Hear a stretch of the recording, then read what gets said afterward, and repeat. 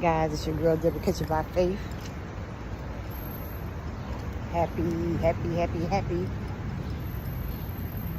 Whatever day it is in your town, region, whatever hour it is. I want to talk a few minutes while I'm walking to the store about so heavily minded that you're no earthly good. So heavily minded that you're no earthly good. And there's no scripture for it, or it's not in the Bible. But, you know, people say that a lot about being heavily minded, no earthly good. And I find that it could be somewhat true in a sense, you know, without no scripture behind it. You have some people that they pray for hours, they tarry for hours, they read their Bible for hours, but yet they don't know, they love God. Trust me, they love God, but they don't really love the people of God, which is crazy to me, because they have a hard time with forgiveness. They have a hard time with being accountable of their actions. And some of them just aren't nice. So you cannot be so heavily minded and there's no, you don't have no fruits of the Spirit. No fruits of the Spirit.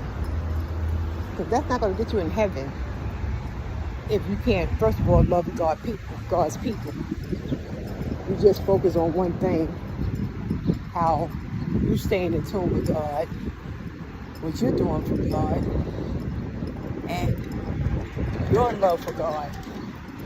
And two, act like you're the only one that have them and nobody else do, because you want to preach to them about their faults or give them scriptures on X, Y, and Z. But yet, when it comes to you, you don't practice what you preach. So don't be so heavily minded that you're no earthly good. You know, because I call it self-satisfaction. Self-satisfaction on the thing, on you yourself and you. So I never want to be like that. And I hope y'all don't either. So don't never think, or don't ever think, that because you're doing things for the work of God, and you're doing this, that, and other for God, and you do nothing for God's people. Because that's one of our first commandments, is to get the word and make it send it, let it go forth. So, just a little PSA, something I was thinking about. And besides, like I talk to a lot of people, and just hearing what's in their heart and how they feel about some things. And sometimes the Bible has to correct us and chastise us, you know, into doing the right thing. But just because you can tarry, just because you can read, just because you know the word, just because you pray for hours, doesn't mean that God can't tell you, you know, depart from me, I don't know you. And he won't know you because you don't know his people. So be careful in your walk and your understanding and your love for God. Because you can't, because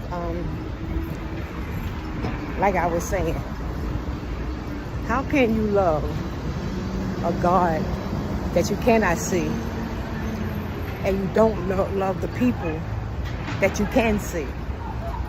It makes no sense. And the Bible teaches us that. That makes no sense. So, on that note, it's your girl Deborah Kitchen by Faith saying, it's okay to be heavily minded, but be earthly good.